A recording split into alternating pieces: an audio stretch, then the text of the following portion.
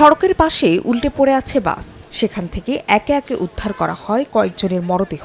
আহতদের উদ্ধার করে ভর্তি করা হয় বিভিন্ন হাসপাতালে।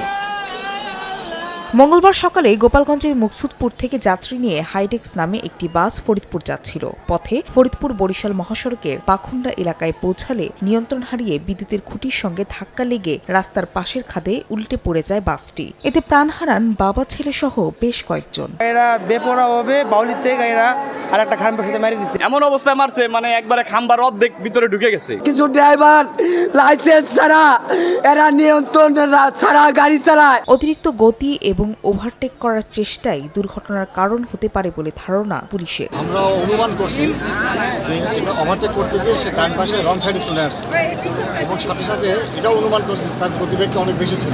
এদিকে ব্রাহ্মণবাড়িয়া সদর থেকে 4 যাত্রী নিয়ে চিনয়রে যাচ্ছিল সিএনজি চালিত অটোরিকশা। পথে সুলতানপুর এলাকায় বিপরীত দিক থেকে আসা একটি কাভার্ড ভ্যান চাপা দিলে দুমড়ে মুচড়ে যায় সিএনজি অটোরিকশাটি। নিহত হন তানভীর ও রফিকুল নামে 2 যাত্রী। এ সময় আহত হন সিএনজি অটোরিকশার আরও 2 যাত্রী। গাড়ি যা ছিল ডিস্ট্রিক্ট যা ছিল এই ডিস্ট্রিক্ট একটু মোরসা মারছে, তাও একটু ঘাবড়াই গেছে, লাগাই দিচ্ছে। নিহত তানভীরের বাড়ি সদর উপজেলার গাছতলা মধ্যপাড়ায়, আর রফিকুল আশুগঞ্জ উপজেলার লালপুর গ্রামের বাসিন্দা ছিলেন।